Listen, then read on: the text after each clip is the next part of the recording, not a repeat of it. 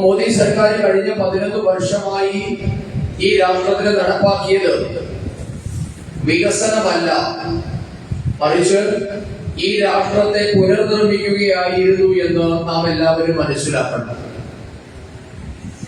കാരണം സ്വാതന്ത്ര്യാനന്തരം ഈ രാഷ്ട്രത്തെ ഭരിച്ച കോൺഗ്രസ് ഒരിക്കൽ പോലും ഭാരതത്തിന്റെ സാധാരണ ജനങ്ങൾക്ക് സഹായം കിട്ടുന്ന അല്ലെങ്കിൽ സാധാരണ ജനങ്ങളുടെ ജീവിതത്തെ കരിപിടിപ്പിക്കാൻ ആവശ്യമായ ഒരു രാഷ്ട്രം എന്ന നിലയിൽ ആ രാജ്യത്തെ മുഴുവൻ ജനങ്ങളെയും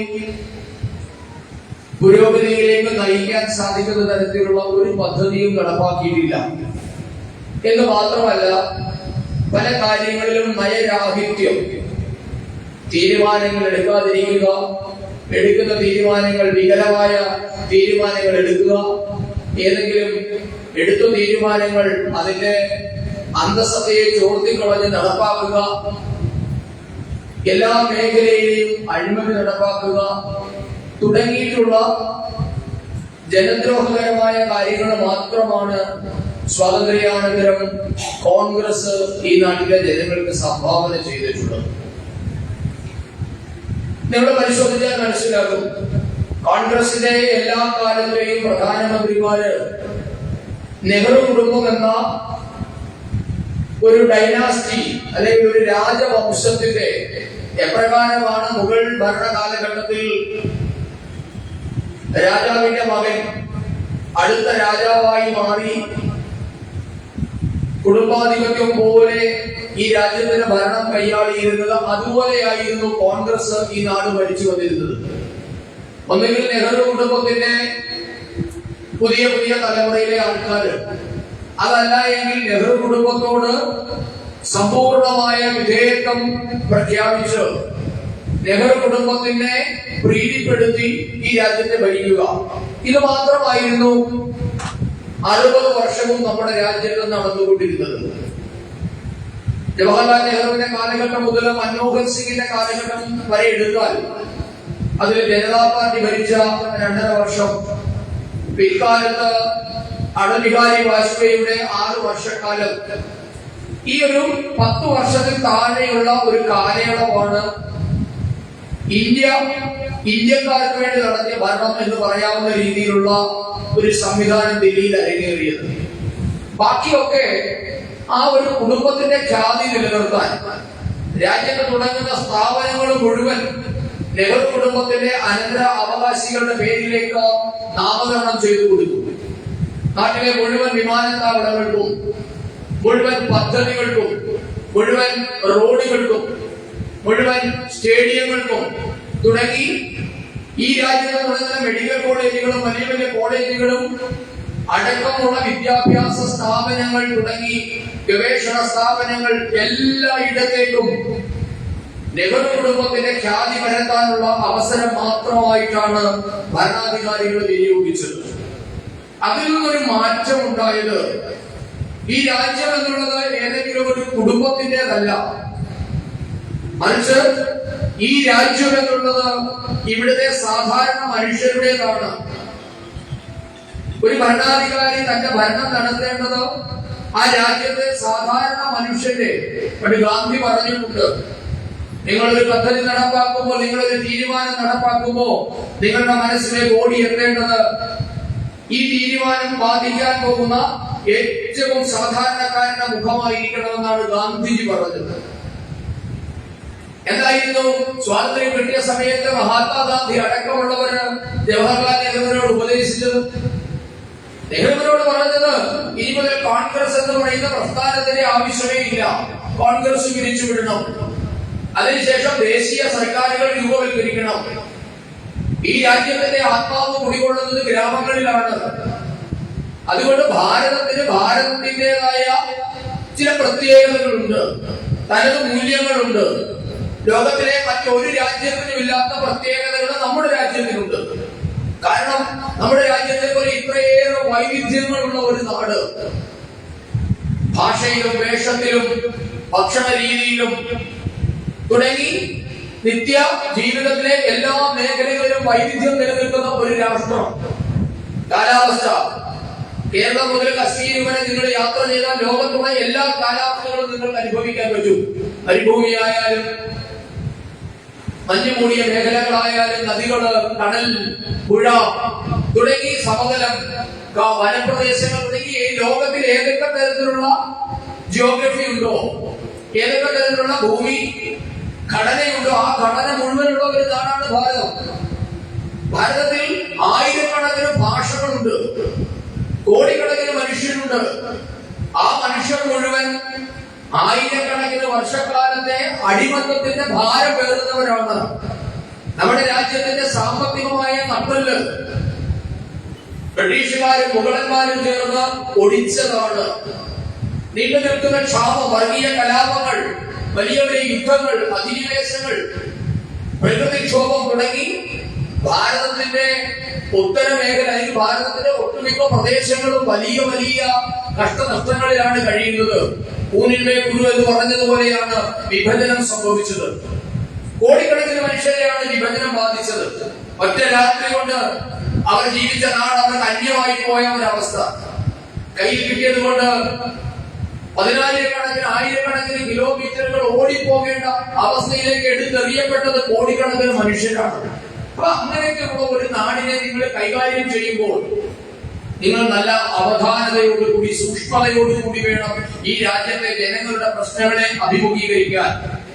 അമേരിക്കയോ റഷ്യയോ ഓസ്ട്രേലിയയോ ജർമ്മനിയോ ജപ്പാനോ നടപ്പാക്കിയ മാതൃകയാവരുത് നമ്മുടേത്. നമുക്ക് നമ്മുടെ തനതായ ഒരു പദ്ധതി ഉണ്ടാകണം. അതിനാണ് ഗാന്ധിജി രാമരാജ്യം എന്ന സങ്കല്പം മുൻപോട്ടേക്ക് വെച്ചത്. അതുകൊണ്ടാണ് അദ്ദേഹം പറഞ്ഞത് നമ്മളുടെ ഭാരതത്തിന്റെ ആത്മാവ് കുടികൊള്ളുന്നത് ഗ്രാമങ്ങളിലാണ്. അപ്പൊ ഗ്രാമങ്ങളെ ഓറിയന്റഡ് ആയിട്ടുള്ള, ഗ്രാമങ്ങളെ ലക്ഷ്യം വെക്കുന്ന, ഗ്രാമീണരെ ലക്ഷ്യം വെക്കുന്ന വികസന പദ്ധതികളെ നടപ്പാക്കണമെന്ന ഗാന്ധിജിയുടെ ആവശ്യം ബധിര കർണങ്ങളിലാണ് പതിച്ചത്. ആരും ഗാന്ധിജിയുടെ വാക്കുകളെ പാലിക്കാൻ തയ്യാറായില്ല. ഇത് മാത്രമല്ല, ലോകം കണ്ട ഏറ്റവും വലിയ സ്വേച്ഛാധിപതിയായ സ്റ്റാലിൻ നടപ്പാക്കിയ പഞ്ചവത്സര പദ്ധതികള് ഭാരതത്തിൽ നടപ്പാക്കാൻ നെഹ്റു ഗവൺമെന്റ് തയ്യാറായി. ഇന്ത്യയുടെ പഞ്ചവത്സര പദ്ധതി എന്നുള്ളത് സോവിയറ്റ് യൂണിയനിൽ നിന്നും അഡോപ്റ്റ് ചെയ്ത പദ്ധതിയാണ്. ആരായിരുന്നു പഞ്ചവത്സര പദ്ധതിയുടെ ഉപജ്ഞാതാവ്? സ്റ്റാലിൻ. സോവിയറ്റ് റഷ്യയില് ഏകാധിപതിയായ സ്റ്റാലിൻ നടപ്പാക്കിയ പഞ്ചവത്സര പദ്ധതിയുടെ മോഡലിലേക്കാണ് ഭാരതത്തിന്റെ വികസന പദ്ധതിയെ നെഹ്റു അറ്റാച്ച് ചെയ്ത് കൊടുത്തത്.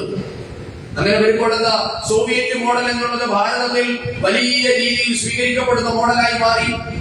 ഇവിടുത്തെ കമ്മ്യൂണിസ്റ്റ് മുദ്രാവാക്യമല്ലേ, സോവിയറ്റ് എന്നൊരു നാടുണ്ടത്രേ, കാണാൻ കഴിഞ്ഞാൽ എത്ര സൗഭാഗ്യം എന്ന് വിളിച്ച മുദ്രാവാക്യമുള്ള നാടാണിത്. അപ്പൊ സോവിയറ്റ് യൂണിയൻ ആയിരുന്നു നമുക്ക് എല്ലാത്തിന്റെയും മാതൃക.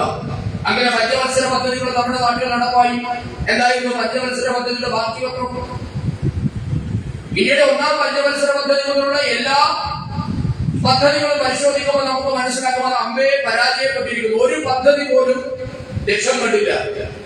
ആദ്യ പഞ്ചവത്സര പദ്ധതി കൃഷിക്ക് ഊന്നൽ നൽകുന്ന പ്രഖ്യാപനങ്ങളാണ് നടത്തിയത്. എല്ലാം കൃഷിമയം.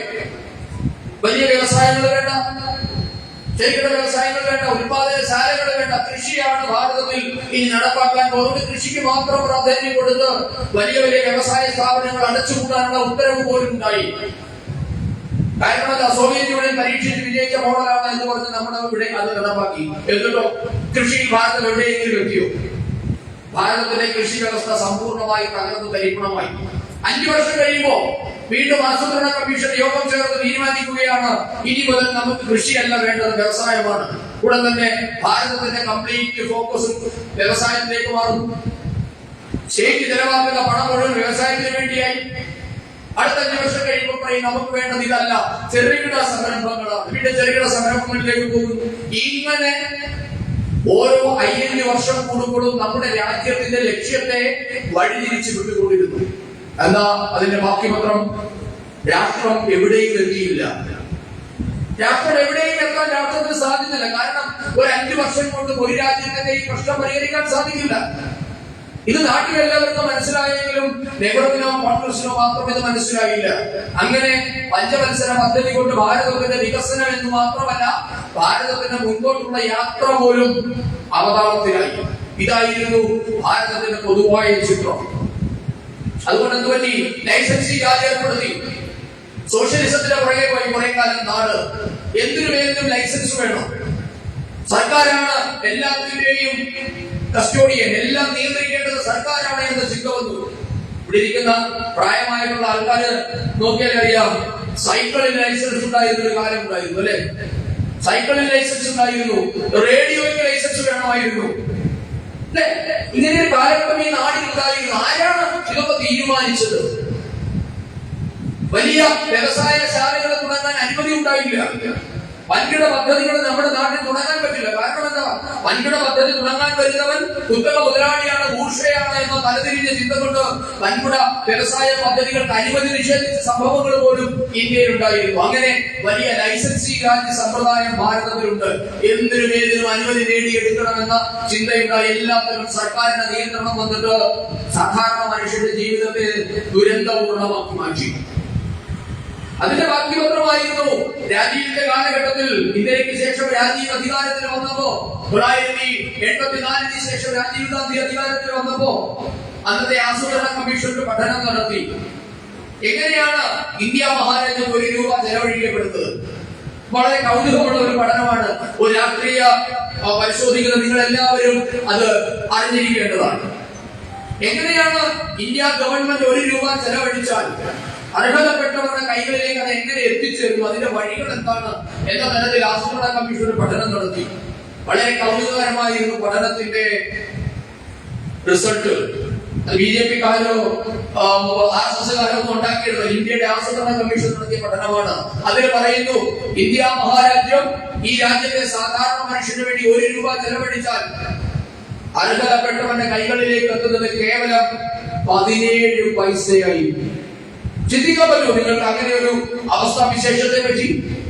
ബാക്കി 73 പൈസയും ഇടനിലക്കാരുടെയും അഴിമതിക്കാരുടെയും കരാറുകാരുടെയും രാഷ്ട്രീയക്കാരുടെയും ഉദ്യോഗസ്ഥ ദുഷ്പ്രഭുക്കളുടെയും പോക്കറ്റിലേക്ക് ചെല്ലുന്ന ഒരു കെട്ടകാലം നമ്മുടെ രാജ്യത്തിൽ ഉണ്ടായിരുന്നു.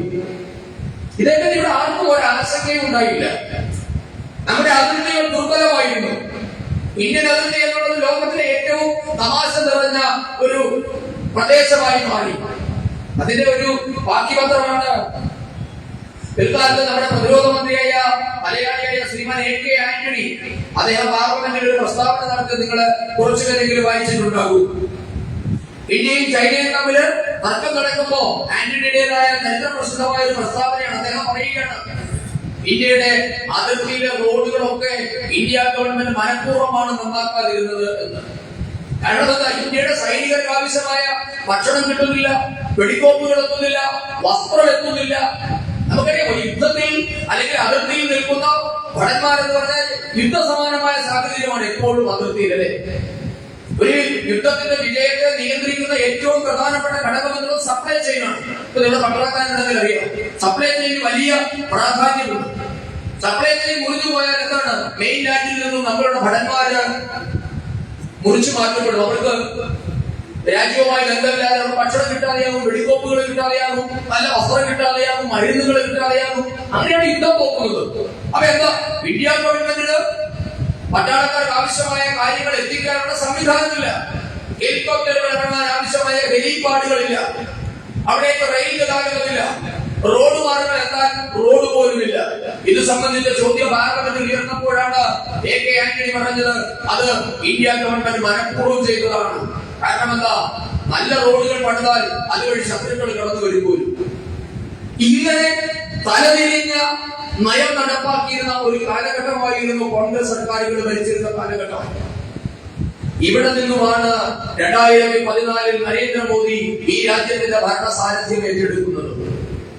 നരേന്ദ്രമോദി അധികാരത്തിൽ വരുമ്പോ എന്തായിരുന്നു നമ്മുടെ രാജ്യത്തിന്റെ അവസ്ഥ? ലോകത്തിലെ ഏറ്റവും അഴിമതി നിറഞ്ഞ രാജ്യം. ഞാൻ പറഞ്ഞു, ₹1 ചെലവഴിച്ചാൽ 83 പൈസയും അഴിമതിയിൽ കൂടി പോകുന്ന ഒരു നാട്. എങ്ങനെ ആ നാടിന് വികസനം സംഭവിക്കും? ആ നാട്ടിലെ ജനങ്ങൾക്ക് എങ്ങനെ ഒരു മെച്ചപ്പെട്ട ജീവിതം ഉണ്ടാകും? എങ്ങനെ നല്ല റോഡുകൾ ഉണ്ടാകും, പാലം ഉണ്ടാകും, വിമാനത്താവളം, റെയിൽവേ സ്റ്റേഷൻ ഒന്നും ഉണ്ടാകില്ല. അങ്ങനെ 2014 നരേന്ദ്രമോദി രാജ്യത്തിന്റെ അധികാരം ഏറ്റെടുക്കുമ്പോ ഇന്ത്യ മഹാരാജ്യം എന്നുള്ളത് ലോകത്തിലെ ഏറ്റവും അഴിമതി നിറഞ്ഞ രാഷ്ട്രമായിരുന്നു. നിങ്ങൾക്കറിയാം, രണ്ടാം തലമുറ സ്പെക്ട്രം ഇടപാട്, 2G സ്പെക്ട്രം ഇടപാട് എന്ന് നിങ്ങൾ കേട്ടിട്ടുണ്ട്. ഇപ്പൊ നിങ്ങളുടെയൊക്കെ മൊബൈൽ ഫോണിൽ 5G ആണ് അല്ലെ? നിങ്ങൾക്ക് 5ാം തലമുറ സ്പെക്ട്രമാണ് ഉപയോഗിക്കുന്നത്. നമ്മളെല്ലാവരും ഉപയോഗിക്കുന്നത് 5ാം തലമുറ സ്പെക്ട്രമാണ്. 1ാം തലമുറയിൽ നിന്നും 2ാം തലമുറയിലേക്ക് നമ്മുടെ രാജ്യം ഒന്ന് ചുവട് വെച്ചപ്പോ 2ാം തലമുറയുടെ സ്പെക്ട്രത്തിന്റെ ലൈസൻസ് അനുവദിച്ചു കൊടുക്കുന്നതുമായി ബന്ധപ്പെട്ട് നടന്നത് 2.25 ലക്ഷം കോടി രൂപയുടെ അഴിമതിയാണ്. നിങ്ങൾക്ക് ചിന്തിക്കാൻ പറ്റും ആ തുകയുടെ വലിപ്പം? ഒന്ന് പേപ്പറിൽ എഴുതി നോക്കണം. 2.25 ലക്ഷം കോടി എന്നതിനകത്ത് എത്ര പൂജ്യമുണ്ട് എന്ന്. അപ്പൊ മനസ്സിലാകും നമുക്ക് ആ തുകയുടെ വലിപ്പം. ഒരു മന്ത്രി നടത്തിയ അഴിമതിയാണ്.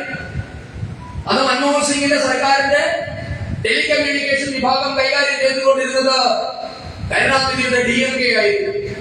ആ DMKയുടെ മന്ത്രിയായ ശ്രീമാൻ A. രാജ മാത്രം നടത്തിയ അഴിമതിയാണ് 2.25 ലക്ഷം കോടി രൂപ. കൽക്കരി, നമുക്കറിയാം, നമ്മുടെ രാജ്യത്തിന്റെ എനർജി സ്രോതസ്സിന്റെ 60% മുകളിൽ കൽക്കരിയിൽ നിന്നാണ് കണ്ടെത്തുന്നത്. കൽക്കരി ഖനികൾ ലേലം ചെയ്ത് കൊടുത്തതുമായി ബന്ധപ്പെട്ട് നടന്ന അഴിമതി 2.84 ലക്ഷം കോടി രൂപ. അതായത് 2G സ്പെക്ട്രം ഇടപാടിനേക്കാൾ 10 ലക്ഷം കോടി രൂപ അധികം. 2.84 ലക്ഷം കോടി രൂപയായിരുന്നു കൽക്കരി കുംഭകോണത്തിൽ അഴിമതി നടന്നത്. ഇങ്ങനെ ആകാശത്ത്, ഭൂമിയിലും പാതാളത്തിലും വരെ അഴിമതി നടത്തിയ ഒരു രാഷ്ട്രത്തിന്റെ ഭരണ സാന്നിധ്യമാണ് 2014 ഭാരതീയ ജനതാ പാർട്ടി ഏറ്റെടുക്കുന്നത് എന്ന് നാം മറന്നുപോകുന്നു. ഇന്ന് ലോകത്തിലെ ഏറ്റവും അഴിമതി കുറഞ്ഞ രാജ്യങ്ങളുടെ പട്ടികയിലേക്ക് ഭാരതം ഇന്ന് നടന്നെടുക്കുകയാണ്. 2Gയിൽ നിന്നും ഭാരതം 3Gയിലേക്കും 4Gയിലേക്കും 5Gയിലേക്കും ഇന്ന് ലോകത്തിൽ ആദ്യമായി 6G നടപ്പാക്കുന്ന നാടായി ഭാരതം മാറുകയാണ്. 6ാം തലമുറ സ്പെക്ട്രത്തിലേക്ക് ഭാരതം നടന്നെടുക്കുന്നു. നമ്മൾ ആരും ഒരു അഴിമതിയെ പറ്റി എവിടെയും കേട്ടില്ല. ഒരു ഖജനാവിനുണ്ടായ ലാഭം എത്ര ലക്ഷം കോടി രൂപയ്ക്ക് മുകളിലാണ് എന്ന് നമുക്ക് മനസ്സിലാക്കേണ്ടതുണ്ട്. അങ്ങനെ അഴിമതി എന്നുള്ളത് പൊതുരംഗത്ത് നിന്ന് സമ്പൂർണമായി തുടച്ചു നീക്കാൻ നരേന്ദ്രമോദി സർക്കാരിന് സാധിച്ചു. കഴിഞ്ഞ 11 വർഷമായി അഴിമതി എന്നുള്ളത് ഇത് കേട്ടുകഴിഞ്ഞില്ല അല്ലെ? കേന്ദ്ര സർക്കാരിന് കഴിഞ്ഞ 11 വർഷത്തെ ഭരണത്തിന് കീഴിൽ അഴിമതി ആരോപണം ഉന്നയിക്കാൻ പ്രതിപക്ഷത്തെ നേതാവിന് പോലും പറ്റുന്നില്ല. സാധാരണഗതിയിൽ ഏത് സർക്കാർ ഭരിച്ചാലും പ്രതിപക്ഷത്തിന് ഉന്നയിക്കാൻ വെടിവെക്കാൻ വെക്കും. അങ്ങനെ ഒരു ഉണ്ടയില്ലാ വെടിവെക്കാൻ പോലും കോൺഗ്രസിനോ അവരുടെ നേതാക്കന്മാർക്കോ സാധിക്കുന്നില്ല. എന്നിടത്താണ് 11 വർഷത്തെ നരേന്ദ്രമോദി സർക്കാരിന്റെ വിജയമുള്ളത്. മോദി സർക്കാർ അധികാരം ഏറ്റെടുക്കുമ്പോ നമ്മുടെ രാജ്യത്ത്, നിങ്ങൾക്ക് പത്രം വായിക്കുന്ന ആൾക്കാരല്ലേ, നിങ്ങൾ എത്ര കാലമായി കരിഞ്ചന്ത എന്നൊരു വാക്ക് കേട്ടിട്ടു? ഇന്ന് പത്രത്തിൽ അങ്ങനെ ഒരു വാക്കുണ്ടോ? പൂഴ്ത്തിവയ്പ്, കരിഞ്ചന്ത, അങ്ങനെ ഒരു വാക്ക് കേൾക്കാനുണ്ടോ? ചില വാക്കുകൾ തന്നെ നമ്മുടെ പൊതുപ്രയോഗത്തിൽ നിന്ന് അപ്രത്യക്ഷമായിരിക്കണം അല്ലെ? ഇന്ന് കരിഞ്ചന്തയില്ല, പൂഴ്ത്തിവയ്പില്ല. എന്തുകൊണ്ടാണ്? ഭാരതത്തിന്റെ പൊതുവിതരണ സമ്പ്രദായം, പബ്ലിക് ഡിസ്ട്രിബ്യൂഷൻ സിസ്റ്റം, PDS സമ്പ്രദായത്തെ മുഴുവൻ പരിഷ്കരിച്ചു. വൺ നേഷൻ വൺ റേഷൻ എന്ന പദ്ധതി നടപ്പാക്കിയതിലൂടെ സമ്പൂർണമായി ഭക്ഷ്യ രംഗത്തെ അഴിമതി ഇല്ലാതെയാണ്. ഭാരതത്തിലെ ഏറ്റവും വലിയ അഴിമതികളൊന്നായിരുന്നു ഭക്ഷ്യ വിതരണ രംഗത്തെ അഴിമതി. കരിഞ്ചന്തയിൽ കിട്ടുന്ന പഞ്ചസാര, പാമോയിൽ, അരി, ഗോതമ്പ്, പലവ്യഞ്ജനങ്ങൾ, ഇതുകൊണ്ട് ഇത് കേൾക്കാനുണ്ടോ? കരിഞ്ചന്ത എന്നുള്ളത് ഇല്ല. കാരണം ഇത് ആർക്കും പൂഴ്ത്തിവെക്കാൻ പറ്റാത്ത രീതിയിൽ ഭാരതത്തിന്റെ പൊതുവിതരണ സമ്പ്രദായത്തെ നരേന്ദ്രമോദി സർക്കാർ അടിമുടി പരിഷ്കരിച്ചു. ഇങ്ങനെ പറയാൻ തുടങ്ങിയാൽ ഒരു ദിവസം മുഴുവൻ പറയാനുള്ള നേട്ടങ്ങൾ നമുക്കുണ്ട്. അത് കേവലം ഞാൻ മുമ്പ് പറഞ്ഞതുപോലെ പാലം പണിതതിന്റെയോ റെയിൽവേ സ്റ്റേഷൻ പണിതതിന്റെയോ വിമാനത്താവളം നവീകരിച്ചതിന്റെയോ മാത്രം കണക്കുകളല്ല. രാജ്യത്തിനെ സമഗ്രമായി പരിഷ്കരിച്ചു. എങ്ങനെയാണ് റൂട്ട് തെറ്റി ഓടിക്കൊണ്ടിരിക്കുന്ന ഒരു വാഹനത്തെ അതിന്റെ റൂട്ടിലേക്ക്, ഒരു ട്രാക്കിലേക്ക് കയറ്റി വിട്ടത്, അതേപോലെയാണ് ഇന്ന് ഭാരതം കുതിക്കുകയാണ് അതിന്റെ ലക്ഷ്യത്തിലേക്ക്. 2047 എത്തുമ്പോ ഒരുപക്ഷെ നമ്മൾ പലർക്കും ആ സൗഭാഗ്യം ഉണ്ടാകും. 2047 എത്തുമ്പോൾ ഭാരതം ലോകത്തിലെ ഏറ്റവും ശക്തമായ, സമ്പന്നമായ രാഷ്ട്രമാക്കണമെന്ന ലക്ഷ്യത്തോടു കൂടിയാണ് മോദി സർക്കാർ ഇന്ന് ഓരോ പദ്ധതികൾ നടപ്പാക്കുന്നത്. ഭാരതത്തെ പറ്റി എത്രയെത്ര അപമതിപ്പുണ്ടാക്കുന്ന കഥകളായിരുന്നു നമ്മുടെ പൊതുസമൂഹത്തിൽ ഉണ്ടായിരുന്നത്. ഇന്ത്യൻ റെയിൽവേ എന്നത് ലോകത്തിലെ ഏറ്റവും വലിയ ക്ലോസറ്റ് ആയിട്ടാണ് അറിയപ്പെട്ടുകൊണ്ടിരുന്നത് അല്ലെ? ലോകത്തിലെ ഏറ്റവും വലിയ കക്കൂസ്. ഇന്ന് അങ്ങനെയാണോ അവസ്ഥ? നമ്മുടെ ട്രാക്കുകൾക്കുള്ള റെയിൽവേ ട്രാക്കുകൾക്കുണ്ടായ മാറ്റം മാത്രം പരിശോധിച്ചാൽ മതി. നിങ്ങൾ ചെങ്ങന്നൂർ റെയിൽവേ സ്റ്റേഷനിൽ നിൽക്കുമ്പോ ഒന്നാം പ്ലാറ്റ്ഫോമിൽ നിന്ന് രണ്ടാം പ്ലാറ്റ്ഫോമിലേക്ക് ട്രാക്ക് കടന്നു പോകുന്നതിനെ പറ്റി ചിന്തിക്കാൻ പറ്റുമായിരുന്നു പണ്ട്, അല്ലെ? ഇന്നോ നമ്മുടെ റെയിൽവേ ട്രാക്കുകൾ ശുചിയായിരിക്കുന്നു. നമ്മുടെ റെയിൽവേ സ്റ്റേഷനുകൾ അന്താരാഷ്ട്ര വിമാനത്താവളങ്ങളുടെ സൗകര്യങ്ങളോടുകൂടി ഇന്ന് വികസിപ്പിക്കപ്പെടുന്നു. നൂറുകണക്കിന് കോടി രൂപയുടെ പദ്ധതികൾ നടപ്പാക്കുന്നു നമ്മുടെ റെയിൽവേ സ്റ്റേഷനുകളിൽ. നേരത്തെ എങ്ങനെയായിരുന്നു? നിങ്ങൾക്ക് പ്രായമുള്ള ഒരാൾ ചെന്നാൽ, മുട്ടുവേദനയുള്ള ഒരാൾ ചെന്നാൽ, കൈക്കുഞ്ഞുമായ ഒരു അമ്മ ചെന്നാൽ, അല്ലെ, രണ്ടാം നിലയിലേക്ക് സ്റ്റെപ്പുകൾ കയറി പോകണം. ഇന്ന് എല്ലാ റെയിൽവേ സ്റ്റേഷനുകളും എസ്കലേറ്ററും ലിഫ്റ്റും ഉണ്ടായിരിക്കും. അത് നമ്മൾ അറിയാതെ സംഭവിക്കുന്ന മാറ്റങ്ങളാണ്, അല്ലെ? നമ്മുടെ കൺമുമ്പിൽ സംഭവിച്ച മാറ്റങ്ങളാണ്. ഇതൊന്നും കൊട്ടിഘോഷിക്കാൻ ഒരു രാഷ്ട്രീയക്കാരൻ അല്ലെങ്കിൽ ഒരു പത്രക്കാരനും തയ്യാറാകുന്നില്ല എന്നിടത്ത് മാത്രമാണ് നരേന്ദ്രമോദി സർക്കാരിന്റെ വിജയമെന്ന് ഞാൻ കരുതുന്നു. കാരണം ഇതൊക്കെ സ്വാഭാവികമായി സംഭവിക്കേണ്ട കാര്യങ്ങളാണ്.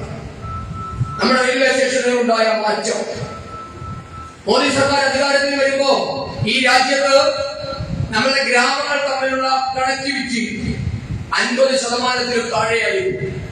ഒരു ഗ്രാമത്തിൽ നിന്നും അടുത്ത ഗ്രാമത്തിലേക്ക് പോകാൻ റോഡില്ല. നമുക്കറിയാം, മിക്കവാറും ഗ്രാമങ്ങളുടെ ഇടയ്ക്കുള്ളത് ഒരു പുഴയായിരിക്കും സ്വാഭാവികമായ അതിർത്തി. അവിടെ ഒരു പാലം പണിതാൽ മതിയാകും. പക്ഷേ ഈ ഗ്രാമത്തിൽ നിന്നും അടുത്ത ഗ്രാമത്തിലേക്ക് പോകണമെങ്കിൽ 5-6 മണിക്കൂർ കറങ്ങി ചുറ്റി പോകേണ്ട അവസ്ഥയുണ്ടായിരുന്നു. ഇന്ന് മോദി സർക്കാർ വന്ന് ഈ രാജ്യത്തെ 99% ഗ്രാമങ്ങളെയും പരസ്പരം ബന്ധിപ്പിച്ചു. റോഡുകൾ കൊണ്ട്, പാലങ്ങൾ കൊണ്ട്, ട്രെയിൻ കൊണ്ട്, എല്ലാ മേഖലയിലുമുള്ള കണക്ടിവിറ്റി എന്നുള്ളത് ഇന്ന് ലോകത്തിൽ ഏറ്റവും കൂടുതലുള്ള രാഷ്ട്രം ഇന്ന് ഭാരതമാണ്. ഒരു രീതിയിൽ മാത്രമല്ല ബന്ധിപ്പിച്ചത്, ഗ്രാമങ്ങളെ റോഡുകൾ കൊണ്ടും പാലങ്ങൾ കൊണ്ടും ബന്ധിപ്പിച്ചു. നഗരങ്ങളെ വിമാനത്താവളങ്ങൾ കൊണ്ട്, വൻനഗരങ്ങളെ വിമാനത്താവളങ്ങൾ കൊണ്ട് ബന്ധിപ്പിച്ചു. നഗരങ്ങളെ റെയിൽവേ സ്റ്റേഷനുകൾ കൊണ്ട് ബന്ധിപ്പിച്ചു. ജനങ്ങളെയോ ഡേറ്റ കൊണ്ട് ബന്ധിപ്പിച്ചു, അല്ലെ? നിങ്ങളെല്ലാവരും നോക്കൂ. ഞാൻ പറഞ്ഞു 5Gയും 6Gയും നമ്മൾ ഉപയോഗിക്കുന്നു. നമ്മൾ ഒരു ദിവസം എത്ര GB ഡേറ്റ ഉപയോഗിക്കുന്നുണ്ടെന്ന് ആർക്കെങ്കിലും കണക്കുണ്ടോ? നമുക്ക് വല്ല കണക്ക് നമുക്ക് അറിയുന്നുണ്ടായിരുന്നു. നിങ്ങളൊരു 10 വർഷം മുമ്പ് എങ്ങനെയായിരുന്നു ഡേറ്റ റീചാർജ് ചെയ്തുകൊണ്ട് മൊബൈൽ ഫോൺ റീചാർജ് ചെയ്യാൻ പോയ കാലഘട്ടം ഓർമ്മയുണ്ടോ? കടയിൽ ചിലപ്പോൾ ചോദിക്കല്ലേ, കോൾ ടൈം എത്ര വേണം, SMS എത്ര വേണം, GB എത്ര വേണം, അങ്ങനെയല്ല ചോദിക്കുന്നത്, അല്ലെ? അവർ കാലമല്ലേതോ? അത് നമ്മൾ മറന്നുപോയി. 249 രൂപയ്ക്ക് റീചാർജ് ചെയ്താൽ 99 രൂപയ്ക്ക് ഡേറ്റ കിട്ടും, അല്ലെ? എന്നൊക്കെയാണ് പറയുന്നത്. അങ്ങനെ ഒരു കാലഘട്ടം നമുക്ക് ഇന്ന് അതേപറ്റി മനുഷ്യൻ ചിന്തിക്കുന്നത് പോലുമില്ല. ലോകത്തിലെ ഏറ്റവും നിരക്ക് കുറഞ്ഞ ഡേറ്റ കിട്ടുന്ന ഒരു നാടായി ഭാരതം മാറി. ഇതൊന്നും ഒരു സുപ്രഭാതത്തിൽ തനിയെ ഉണ്ടായതല്ല. ദീർഘവീക്ഷണത്തോടുകൂടിയുള്ള ഭരണാധികാരികളുടെ ഇടപെടലാണ് ഈ നാടിന്റെ വികസനത്തിന് കാരണം. മോദി സർക്കാർ അധികാരം ഏറ്റെടുക്കുമ്പോ ഈ രാജ്യത്ത് ആകെ ഉണ്ടായിരുന്ന വിമാനത്താവളങ്ങളുടെ എണ്ണം 67 ആയിരുന്നു. ഇന്ന് നമുക്ക് 149 വിമാനത്താവളങ്ങൾ ഓപ്പറേഷനിലാണ്. വടക്കു കിഴക്കൻ സംസ്ഥാനങ്ങളിൽ ചരിത്രത്തിൽ ആദ്യമായി ട്രെയിൻ എത്തിയത് നരേന്ദ്രമോദി സർക്കാർ അധികാരത്തിൽ വന്നതിന് ശേഷമാണ്. 7 സിസ്റ്റേഴ്സ് എന്നാണ് അവർ അറിയപ്പെടുന്നത്. നാഗാലാൻഡ്, ത്രിപുരയും മേഘാലയയും മിസോറാമും അടക്കമുള്ള 7 സംസ്ഥാനങ്ങളിൽ കൂടെ ഒരു റെയിൽവേ സ്റ്റേഷൻ ആയിരുന്നു ഉണ്ടായിരുന്നത്. ഇന്ന് എല്ലാ സംസ്ഥാനങ്ങളിലേക്കും റെയിൽ എത്തി, എല്ലായിടത്തും വിമാനത്താവളങ്ങൾ എത്തി. ഒരു വിമാനത്താവളമാണ് ഉണ്ടായിരുന്നത്, ഇന്ന് എല്ലായിടത്തും വിമാനത്താവളങ്ങളായി. ട്രെയിനുകൾ പല സംസ്ഥാനങ്ങളിലും ആദ്യമായി എത്തി. മോദി സർക്കാർ അധികാരത്തിൽ വരുമ്പോ നമ്മുടെ രാജ്യത്തെ 20,000 ഗ്രാമങ്ങൾ സമ്പൂർണ്ണമായി ഇരുട്ടിലായിരുന്നു. കേരളത്തിലെ ഇടവലക്കുടി അടക്കം. ഇടവലക്കുടിയിൽ കണ്ടെത്തിയത് മോദി സർക്കാർ വന്നതിന് ശേഷമാണ്. നരേന്ദ്രമോദി വന്നതിന് ശേഷമാണ് രാജ്യത്തെ എല്ലാ വീടുകളിലും ശുദ്ധജലം എത്തിച്ചത്. നമ്മൾ ചിന്തിച്ചു നോക്കണം. ഇപ്പൊ എന്തായിരുന്നു കഴിഞ്ഞ 60 വർഷക്കാലം ഇവരുടെ ഭരണം ആർക്കു വേണ്ടിയായിരുന്നു?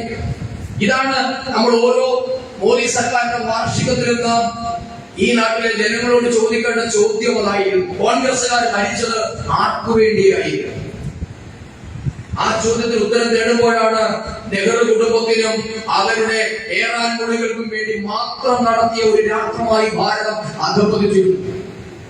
ഇന്ന് കുടുംബ മഹിമ എല്ലാ കാര്യങ്ങളും തീരുമാനിക്കുന്നത്. ഈ രാഷ്ട്രത്തിന്റെ ഓരോ പൗരനും അർഹതപ്പെട്ടത് കിട്ടുന്നുണ്ട് എന്ന് ഉറപ്പുവരുത്തുന്ന ഒരു ഭരണകൂടമാണ് ഇവിടെ ഭരിക്കുന്നത്. അവസാന വരിയിലെ അവസാന ആളിലേക്ക് എത്തുന്ന വികസനം, ഇതാണ് നമ്മുടെ മുദ്രാവാക്യം.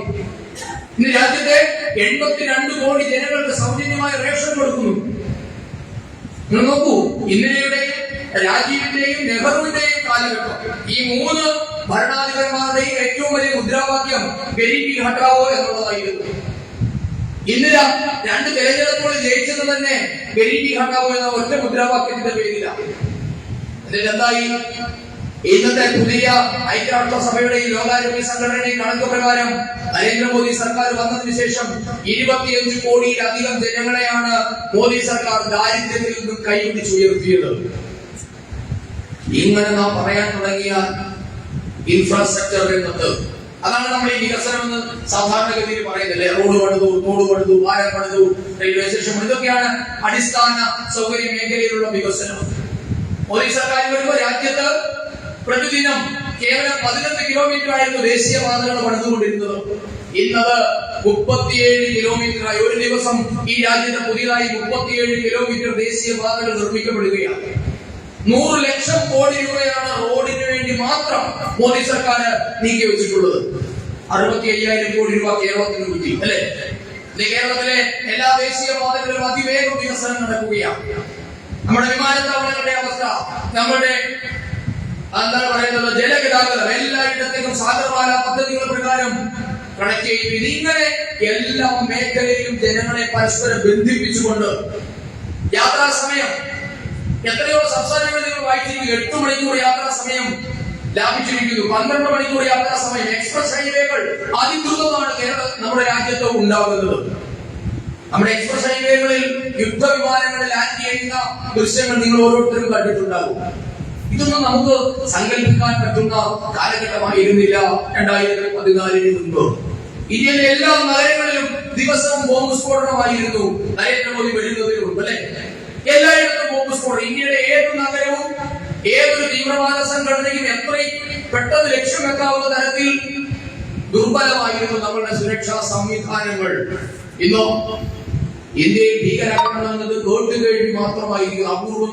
അപൂർവമായി മാത്രം സംഭവിക്കുന്ന കാര്യമായി തീവ്രവാദ ആക്രമണങ്ങൾ മാറിയിരിക്കുന്നു. അതെങ്ങനെയായിരുന്നു? എല്ലായിടത്തും ബോംബ് സ്ഫോടനങ്ങൾ. വിഘടനവാദി നേതാക്കന്മാരെ ഇന്ത്യൻ പാർലമെന്റിലും ഇന്ത്യൻ പ്രധാനമന്ത്രിയുടെ വസതിയിലേക്കും വിളിച്ച് വിരുന്നു നൽകുന്ന ഒരു കാലഘട്ടം. പണ്ട് ഭാരതത്തിന്റെ നയങ്ങൾ ആരായിരുന്നു തീരുമാനിച്ചുകൊണ്ടിരുന്നത്? ഇന്ത്യയെ എന്തെങ്കിലും ചെയ്യണമെങ്കിൽ ചൈനയെ ഭയക്കണം, അമേരിക്കയെ ഭയക്കണം, റഷ്യയെ ഭയക്കണം, അല്ലെ? ഇംഗ്ലണ്ടിനെ ഭയക്കണം, ജർമ്മനിയോട് ചോദിക്കണം, ജപ്പാൻ കഴിയണം, ഇറാൻ എന്ത് വിചാരിക്കും, സൗദി അറേബ്യ എന്ത് കരുതും എന്നൊക്കെയായിരുന്നു ഇന്ത്യയുടെ വിദേശ നയം രൂപീകരിക്കുമ്പോൾ. ഇന്ത്യയുടെ ആഭ്യന്തര സുരക്ഷയെ പറ്റി കൈകാര്യം ചെയ്യുമ്പോൾ ഇന്ത്യയുടെ ഭരണാധികാരികൾ ചിന്തിച്ചു കൊണ്ടിരുന്നത് സ്വന്തം രാജ്യത്തെ ജനങ്ങളുടെ സംരക്ഷണം ഉറപ്പുവരുത്തുന്നതിന് വേണ്ടി പാശ്ചാത്യ നാടുകളും അറബ് രാജ്യങ്ങളും എന്ത് വിചാരിക്കും എന്ന് കരുതി അടങ്ങി ഒതുങ്ങിയിരുന്ന ഒരു ഇന്ത്യ ഉണ്ടായിരുന്നു പണ്ട്. ഇന്ന് ഇന്ത്യൻ പ്രധാനമന്ത്രിയുടെ ബ്ലാങ്ക് ചെക്കാണ് നമ്മളുടെ പട്ടാളക്കാർക്കിലെ. നിങ്ങളെ അടിച്ചാൽ അപ്പോൾ നിങ്ങൾക്ക് തിരിച്ചടിക്കാനുള്ള അനുമതിയുണ്ട്. അത് നമുക്കറിയണം. അതിർത്തിയിൽ നിൽക്കുന്ന ഭടൻ അനുഭവിക്കുന്ന ഒരു മാനസിക വ്യഥയുണ്ട്. ഫുൾ ലോഡഡ് ആയിട്ടുള്ള കണ്ണു വെച്ചുകൊണ്ട് ഫുൾ ലോഡഡായ റൈഫിൾ കയ്യിൽ ഇരിക്കുമ്പോ ശത്രു രാജ്യത്തിന്റെ വെടിയേറ്റ് മരിക്കേണ്ടി വരുന്ന ഒരു സൈനികന്റെ മാനസികാവസ്ഥ എന്തായിരിക്കും? കാരണം അവന് സ്വയരക്ഷയ്ക്ക് പോലും വെടിവെക്കാനുള്ള അനുമതി ഉണ്ടായിരുന്നില്ല. ഇന്നോ ഭാരതത്തിന്റെ അതിർത്തി കണ്ടത് ഒരു വെടിയുണ്ട വന്നാൽ 10 വെടിയുണ്ട തിരികെ കൊടുക്കണമെന്ന് ആവശ്യപ്പെടുന്ന പ്രധാനമന്ത്രിയും അതിന് അനുമതി നൽകിയ ഒരു ഭരണകൂടവുമാണ് ഭാരതം ഭരിക്കുന്നത്. അതുകൊണ്ടാണ് ഓപ്പറേഷൻ സിന്ദൂർ അടക്കമുള്ള സർജിക്കൽ സ്ട്രൈക്കുകൾ നടത്താൻ ഭാരതത്തിന് സാധിച്ചത്. എത്ര തവണയാണ് ഭാരതം സർജിക്കൽ സ്ട്രൈക്ക് നടത്തിയത്? 3 തവണ പാകിസ്ഥാന്റെ അതിർത്തി കടന്ന് ലാഹോർ വരെ കടന്നു ചെന്നെത്തി ഇന്ത്യൻ സൈനികർ മണ്ണിൽ കടന്നു കയറി സർജിക്കൽ സ്ട്രൈക്ക് നടത്തി. ചിന്തിക്കാൻ പറ്റുമായിരുന്നോ 10 വർഷം മുമ്പ് ഇങ്ങനെ ഒരു കാലഘട്ടത്തെ പറ്റി? ഇന്ന് ഇന്ത്യ എന്നുള്ളത് ആത്മാഭിമാനമുള്ള രാഷ്ട്രമായി മാറിയിരിക്കുന്നു. ഇന്ന് ഇന്ത്യ എന്ന് പറയുന്നു എന്നതാണ് ലോക രാഷ്ട്രീയത്തിന്റെ ഗതിവിധികൾ തീരുമാനിക്കുന്നത്. നോക്കൂ, കഴിഞ്ഞ ദിവസം ഇറാനും ഇസ്രായേലും തമ്മിൽ വലിയ ഘോരമായ യുദ്ധമാണ് നടന്നുകൊണ്ടിരിക്കുന്നത്, അല്ലെ? ഇന്ത്യൻ പൗരന്മാരെ ഭാരതത്തിലേക്ക് മടക്കിക്കൊണ്ടുവരാനുള്ള ഓപ്പറേഷൻ സിന്ധു ഇന്ത്യ ഗവൺമെന്റ് പ്രഖ്യാപിച്ചു. ഇറാനിൽ കുടുങ്ങിക്കിടക്കുന്ന മുഴുവൻ ഇന്ത്യക്കാരെയും മടക്കിക്കൊണ്ടുവരുന്നതിന് വേണ്ടി ഓപ്പറേഷൻ സിന്ധു ഇന്ത്യ ഗവൺമെന്റ് പ്രഖ്യാപിച്ചപ്പോ എങ്ങനെയാണ് ഇറാൻ ഭരണകൂടം അതിനോട് പ്രതികരിച്ചത്? ഇറാനും ഇസ്രായേലും അവരുടെ യുദ്ധം നിർത്തിവെക്കാൻ തയ്യാറായി. ലോകത്തിലെ ഒരേ ഒരു രാജ്യത്തിന് വേണ്ടി, അത് ഭാരതത്തിന് വേണ്ടിയിട്ടാണ്. നരേന്ദ്രമോദി നേതൃത്വം കൊടുക്കുന്ന ഭാരതത്തിന് വേണ്ടിയാണ്. ഭാരതീയ ജനതാ പാർട്ടി ഭരിക്കുന്ന ഭാരതത്തിന് വേണ്ടിയിട്ടാണ്. ഇങ്ങനെ എത്ര സംഭവങ്ങൾ ഉണ്ടായിട്ടുണ്ട്. ഉക്രൈനും റഷ്യയും തമ്മിൽ യുദ്ധത്തിനിടയിൽ രണ്ട് രാജ്യങ്ങളും യുദ്ധം നിർത്തിവെച്ചത് ഇന്ത്യൻ പൗരന്മാരെ മോചിപ്പിക്കുന്നതിന് വേണ്ടി മാത്രമാണ്. ലോകത്തിലെ എല്ലാ രാഷ്ട്രങ്ങളിലെയും പൗരന്മാർ, അമേരിക്ക ആകട്ടെ, റഷ്യ ആകട്ടെ, എന്തിന് പാകിസ്ഥാൻകാരനും ചൈനക്കാരനും വരെ ഇന്ത്യൻ കൊടി കെട്ടിയ ബസ്സിൽ കയറി യുദ്ധമുഖത്ത് നിന്ന് രക്ഷപ്പെടുന്ന കാലഘട്ടത്തിലാണ് നമ്മൾ ജീവിക്കുന്നത്. എത്ര സംഭവങ്ങൾ ഉണ്ടായി. പാകിസ്ഥാൻകാരൻ ഭാരത് മാതാ കീ ജയ് വിളിച്ച് ഇന്ത്യക്കാരൻ ഭാരത് മാതാ കീ ജയ് വിളിക്കാൻ നാണക്കേടാണല്ലേ. പാകിസ്ഥാൻകാരൻ ഭാരത് മാതാ കീ ജയ് വിളിച്ച് ത്രിവർണ്ണ പതാക ഉയർത്തിയ വാഹനത്തിലാണ് യുദ്ധമുഖത്ത് നിന്ന് രക്ഷപ്പെട്ടത്. അതാണ് നരേന്ദ്രമോദി നിർമ്മിച്ച പുതിയ ഭാരതം. ഇന്ന് ആരുടെയും മുമ്പിൽ മുട്ടുമടക്കി കേടുന്നവരല്ല ഇന്ത്യ. ഭാരതം എന്നാൽ ആത്മാഭിമാനമുള്ള ഒരു രാഷ്ട്രമാണെന്നും 145 കോടി ജനങ്ങൾക്ക് ചോദിക്കാൻ ഒരു നാഥനുണ്ടോ എന്നും തെളിയിച്ച കാലഘട്ടമാണ് കഴിഞ്ഞ 11 വർഷത്തെ ഭരണം. ആ ഭരണത്തിന്റെ പ്രതിനിധികളാണ് ഇവിടെ ഇരിക്കുന്ന നാം ഓരോരുത്തരും. നമുക്ക് ആ ഒരു ഉത്തരവാദിത്വ ബോധമുണ്ടാകണം. ഭാരതത്തെ അതിന്റെ അസ്മിതയിലേക്ക്, അസ്തിത്വത്തിലേക്ക്, അതിന്റെ സ്വത്വബോധത്തിലേക്ക്, ആത്മബോധത്തിലേക്ക് കൈപിടിച്ചുയർത്തിയത് നരേന്ദ്രമോദി ഭാരതീയ ജനതാ പാർട്ടിയുമായിരുന്നു. നരേന്ദ്രമോദി 2014 അധികാരത്തിലേറ്റപ്പോ ബ്രിട്ടനിലെ ഗാർഡിയൻ ദിനപത്രം അവരുടെ എഡിറ്റോറിയൽ എഴുതി. ആ എഡിറ്റോറിയൽ വലിയ എഡിറ്റോറിയലാണ്. അതിനകത്ത് 2 വരികൾ മാത്രമേ നിങ്ങളോട് പറയാം. ആദ്യമായി കഴിഞ്ഞ 60 വർഷത്തിനിടയിൽ ആദ്യമായി ഭാരതത്തിന്റേതായ ഒരു സർക്കാർ ഇതാ ഭാരതത്തിൽ ഉണ്ടാകാൻ പോകുന്നു എന്നാണ് ഗാർഡിയൻ ദിനപത്രം എഴുതിയത്. ചരിത്രം ഇടം പിടിക്കും. എങ്ങനെ ഒരു ഇന്ത്യക്കാരൻ ആദ്യമായി ഭാരതത്തിന്റെ അധികാരം ഏറ്റെടുത്ത നാൾ എന്നാണ് ഗാർഡിയൻ ദിനപത്രം ഇതിനെ വിശേഷിപ്പിച്ചത്. കോൺഗ്രസിന്റെ ഭരണം ഒരു തരത്തിൽ അല്ലെങ്കിൽ മറ്റൊരു തരത്തിൽ ബ്രിട്ടന്റെ തുടർഭരണം മാത്രമായിരുന്നത് ഗാർഡിയൻ ദിനപത്രം രേഖപ്പെടുത്തിയിട്ടുണ്ട്. അപ്പോ ഭാരതത്തിന്റേതായ രീതിയിൽ പുനർനിർമ്മിക്കുന്ന ഒരു കാലഘട്ടത്തിലാണ് നാം കടന്നു പോകുന്നത്. അത് എല്ലാ മേഖലകളിലും ഇങ്ങനെ അത് മാനസികമായിക്കോട്ടെ, സാമ്പത്തികമായിക്കോട്ടെ, ശക്തിയുടെ കാര്യത്തിലാകട്ടെ, കൃഷിയാകട്ടെ, എന്ത് മേഖലയും ആകട്ടെ, ഭാരതത്തെ പുനർനിർമ്മിക്കുക. എങ്ങനെയാണ് ഗാന്ധിയും അരവിന്ദനും വിവേകാനന്ദനും ഭഗവതി നിവേദിതയും അടക്കമുള്ളവർ ഈ ഭാരതത്തെ പറ്റി സ്വപ്നം കണ്ടത്? എന്തായിരുന്നു ഭാരതത്തിന്റെ ഗതകാല പ്രൗഢി? എങ്ങനെയായിരുന്നു ഭാരതം ലോകത്തിന്റെ മുഴുവൻ ഗുരുസ്ഥാനം ഉണ്ടായിരുന്നത്? ലോക GDP-യുടെ, ലോകത്തിന്റെ ഉൽപാദനത്തിന്റെ 28 മുതൽ 30% ഭാരതത്തിൽ നിന്നായിരുന്ന ഒരു കാലഘട്ടം ഉണ്ടായിരുന്നു ഇന്ത്യക്ക്. ആ കാലഘട്ടത്തിലേക്ക് ഭാരതത്തെ കൈപിടിച്ചുയർത്തുക എന്ന ചരിത്രപരമായ ദൗത്യമാണ് മോദി സർക്കാർ നടപ്പാക്കിക്കൊണ്ടിരിക്കുന്നത്. അതിന്റെ പതാകവാഹകർ എന്ന നിലയിൽ, അതിന്റെ സന്ദേശവാഹകർ എന്ന നിലയിൽ ഇവിടെ ഇരിക്കുന്ന ഓരോ ഭാരതീയ ജനതാ പാർട്ടിയുടെയും പ്രവർത്തകരുടെ മുന്നിലുള്ളത് വലിയ വെല്ലുവിളിയാണ്. ജനങ്ങളോട് ഇക്കാര്യങ്ങൾ പറയുക, ജനങ്ങളെ പ്രബുദ്ധരാക്കുക, ഈ കാര്യങ്ങൾ ഈ രാജ്യത്തെ മുഴുവൻ ജനങ്ങളുടെ മുൻപാകെ എത്തിക്കുക. ഇന്ന് മോദി സർക്കാരിന്റെ ആനുകൂല്യം കിട്ടാത്ത ഒരു വീട് പോലും ഇന്ത്യ മഹാരാജ്യത്തില്ല എന്ന് നമ്മൾ ഓർക്കണം. 140 കോടി ജനങ്ങൾക്കും സൗജന്യമായി വാക്സിൻ എത്തിച്ചത് നരേന്ദ്രമോദി സർക്കാരാണ്. ഇന്ത്യക്കാർക്ക് വാക്സിൻ കൊടുക്കുക മാത്രമല്ല ചെയ്തത്, ലോകത്തിലെ 62 രാഷ്ട്രങ്ങൾക്ക് സൗജന്യമായി വാക്സിൻ എത്തിക്കാൻ ഭാരതം തയ്യാറായി. അപ്പൊ ലോകത്തിൽ എവിടെയെങ്കിലും ഒരു പ്രകൃതി ദുരന്തമുണ്ടായാൽ, ഒരു യുദ്ധമുണ്ടായാൽ, ഒരു പകർച്ചവ്യാധി ഉണ്ടായാൽ അവിടേക്ക് സഹായവുമായി ഓടിയെത്തുന്ന ആദ്യ രാജ്യം ഭാരതമാണ്. അവിടേക്ക് ലോകത്തിന്റെ മുഴുവൻ രാജ്യങ്ങളിൽ നിന്നും സഹായം തേടിയിരുന്ന ഒരു നാട് എന്ന അവസ്ഥയിൽ നിന്ന്, ലോകത്തിന്റെ മുഴുവൻ നാടുകളിൽ നിന്നും ദുരിതാശ്വാസത്തിനായി കാത്തുകിടന്നിരുന്ന ഒരു ഇന്ത്യയിൽ നിന്ന് ലോകത്തിൽ ആർക്കാവശ്യമായാലും സഹായം എത്തിക്കുന്ന